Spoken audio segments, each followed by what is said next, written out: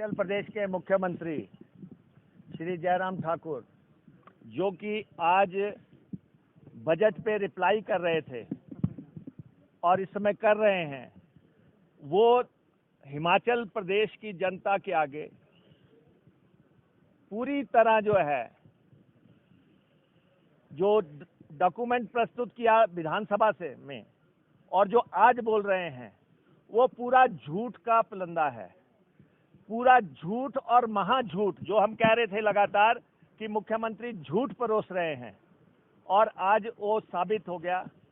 जबकि हिमाचल प्रदेश की आय घट गई और खर्चे बढ़ गए, आमदनी चौनी और खर्चा रुपया।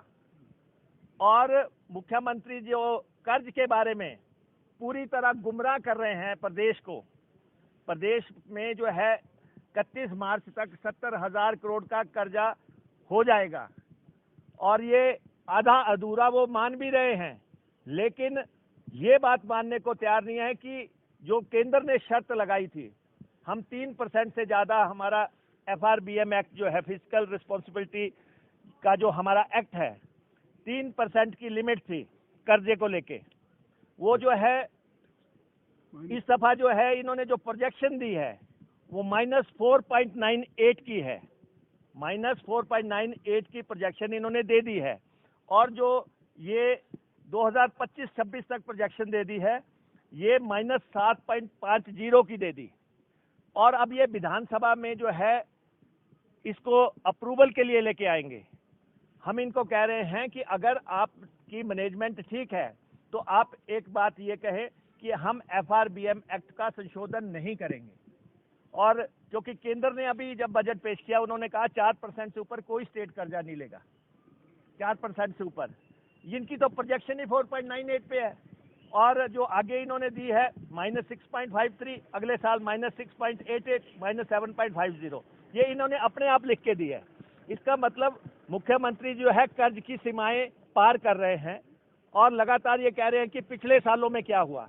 अरे भाई, पिछले सालों के बारे में भी आप झूठ बोल रहे हैं, लेकिन अब तो आपको 5वां साल हो गया, अब तो आप जाने वाले हैं। अब लेकिन आप ऐसा दिवालिया इस स्टेट का पीट के जा रहे हैं कि इस स्टेट को रिवाइव करना एक बहुत बड़ी चुनौती सामने आ जाएगी। जिन वर्गों को देना है उनको तो आप दे नहीं रहे हैं। जैसे OPS कर्मचारियों की बात है, उनकी कमिटमेंट आप नहीं कर रहे हैं। आउटसोर्स वालों की कमिटमेंट आप नहीं कर रहे हैं कि नवाबों की तरह इन्होंने जिंदगी दी है 4 साल में, 4.25 साल में इन्होंने पूरी ऐश की है। जिस ढंग से चौथा तो हेलीकॉप्टर बदल दिया, जिस ढंग से इन्होंने खर्चे किए हैं लग्जरी जिस ढंग से इन्होंने सरकार में लाई है, कभी इन्होंने जो है ना तो आय बढ़ाने की कोशिश की है, ना इन्होंने पड़ोसी राज्यों से कोई क्लेम लिया है, ना इन्होंने कोई फजूल खर्ची कम की है।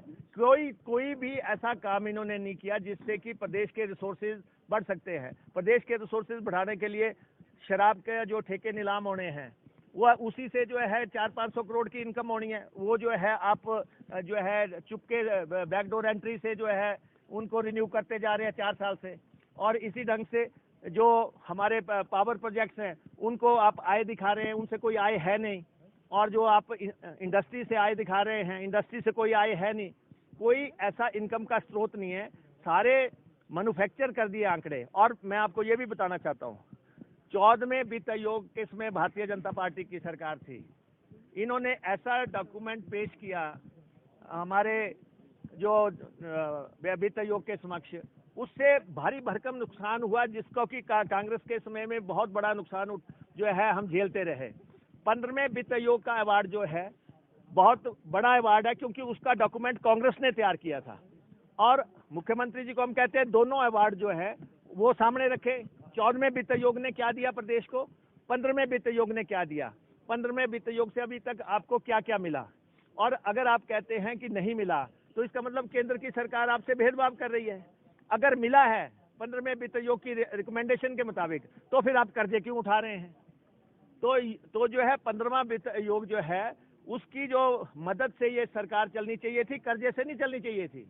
और लेकिन ये लगातार कर्जे पे ही चलते जा रहे हैं। ये बात जो है बड़ी स्पष्ट है। और आज मुख्यमंत्री जी ने कोशिश की है कि मैं जो है बजट को जो है जंप कर जाऊं, बजट के बारे में कुछ नहीं बोलूं, और मैं जो है सिर्फ ये जो वेलफेयर स्कीम्स हैं, इन पे बात करके जो है अपना पल्ला झाड़ लूं है, और मानदेय बढ़ोतरी के बारे में बात करूं, जबकि बजट डॉक्यूमेंट पे चर्चा चल रही है कि जो आपने बजट किया है ये कितना सार्थक है।